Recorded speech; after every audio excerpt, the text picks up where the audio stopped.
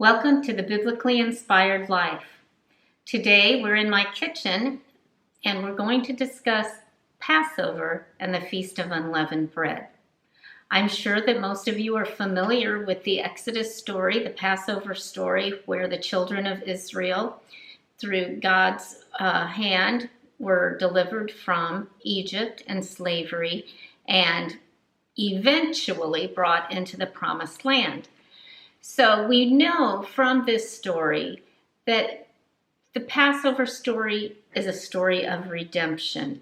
It foreshadows the death, burial, resurrection of our sacrificial lamb, our Passover sacrifice, Yeshua, that is Jesus, and what he did for us on the cross.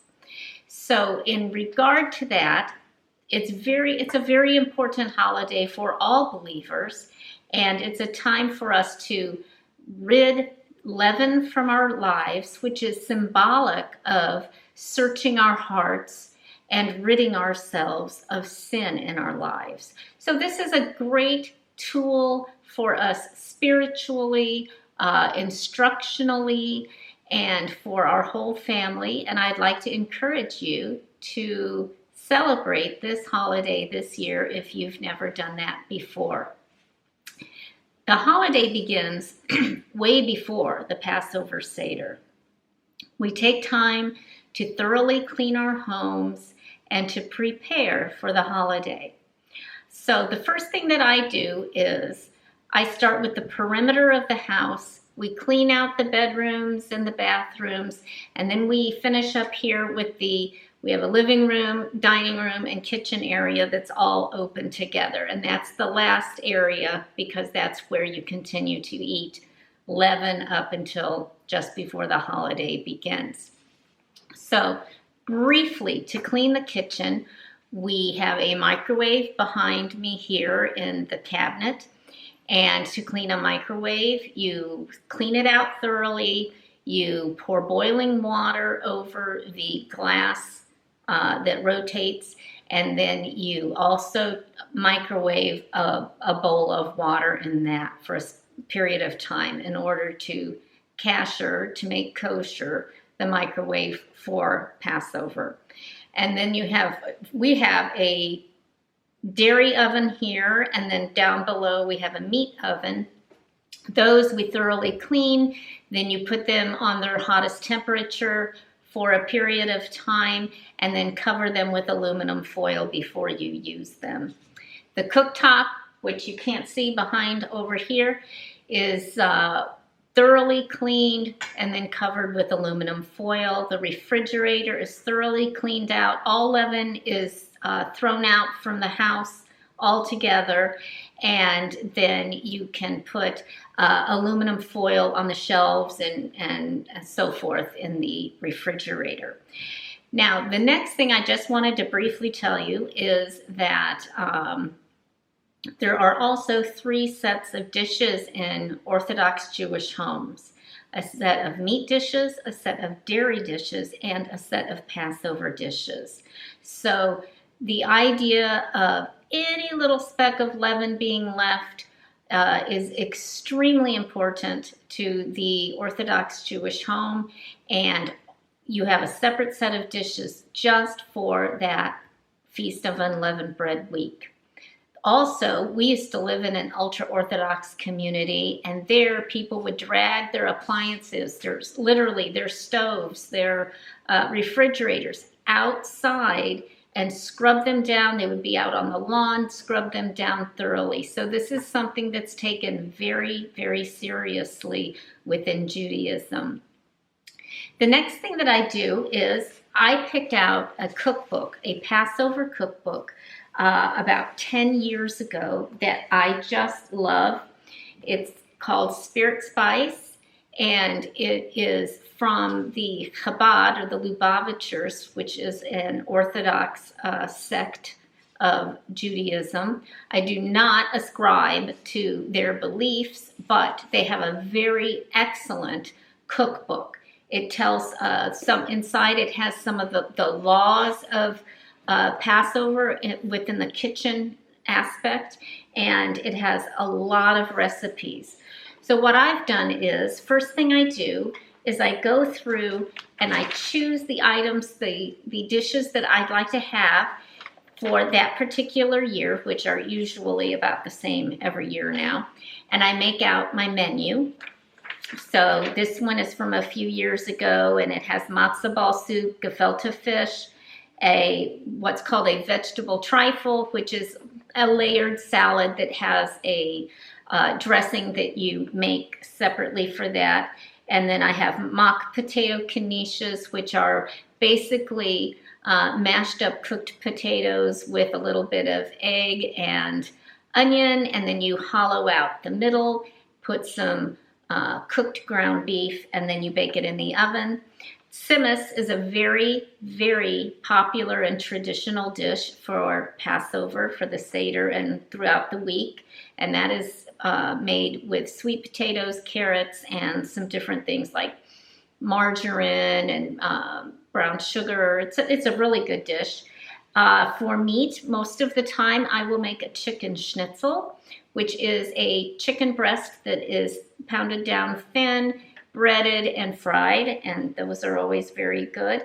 And then some sort of desserts I usually buy pre-made at the grocery store, because trying to find something that tastes good without flour can be difficult sometimes, unless you may have fruit.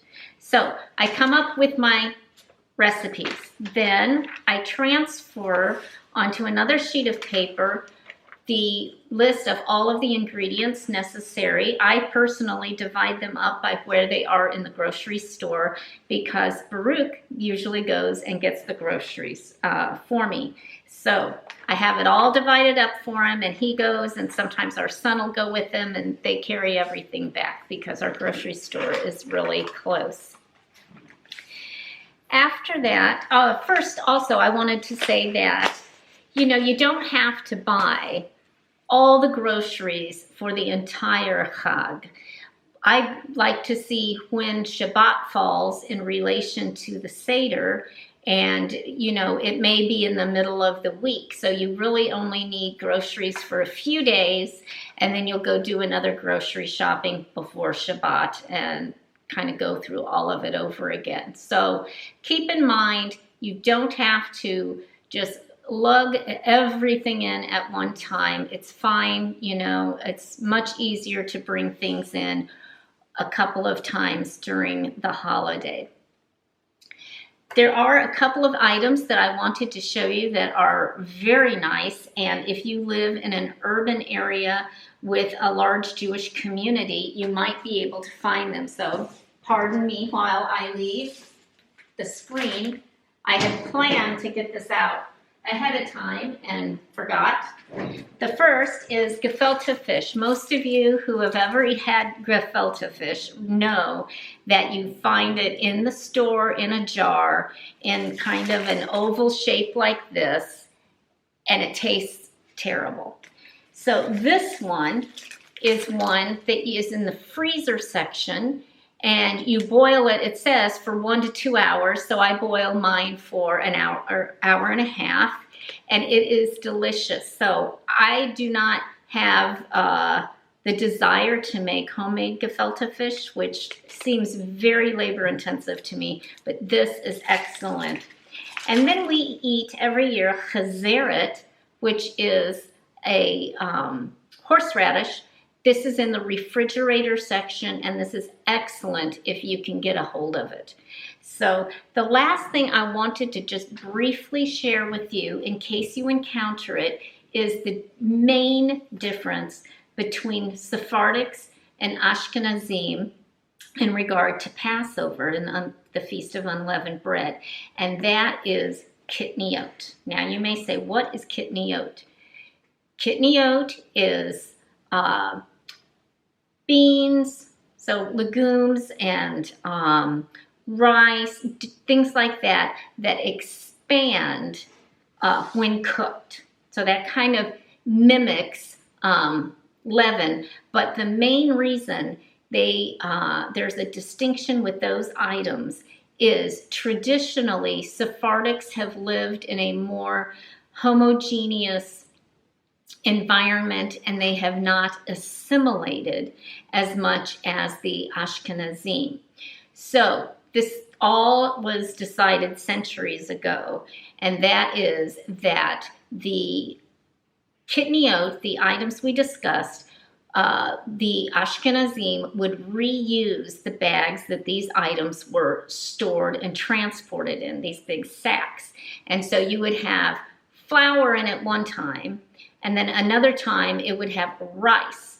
Rice, technically, you could eat, but because of this, they just have ruled, the Ashkenazim have ruled, can't eat it, no. Whereas the Sephardics allow it to be eaten. So this is important to know if you go to someone's home who is celebrating the Feast of Unleavened Bread, or you invite someone to your home who is, observant, so that you know if this person is going to want to eat that item or not. So that's one other little thing that I wanted to share with you. Finally, I wanted to just remind you that I have a blog. You can access it through loveisrael.org. In the navigational bar at the top, you'll see blog. It's in English and also in Spanish. And if you go to my blog, I believe it was 2 years ago, I had a lot of information about Pesach, the Feast of Unleavened Bread, different things that I do. I think I posted some recipes. I will try to link those posts below, but I'd like to encourage you to go to loveisrael.org and go on the blog and check out some things, information from there. And also it gives you the current information of where Baruch and I are. We travel quite a bit, and you might enjoy following along with us. So I want to encourage you to consider following Pesach and the Feast of Unleavened Bread this year as best you can. We cannot keep it in that there's not a temple today to go do the Passover sacrifice. And as I said earlier, our Passover sacrifice is Yeshua. And so I encourage you to consider the meaning of the removal of the leaven from your home, and just the symbol of removing sin in your life. Thank you, and I look forward to seeing you next time.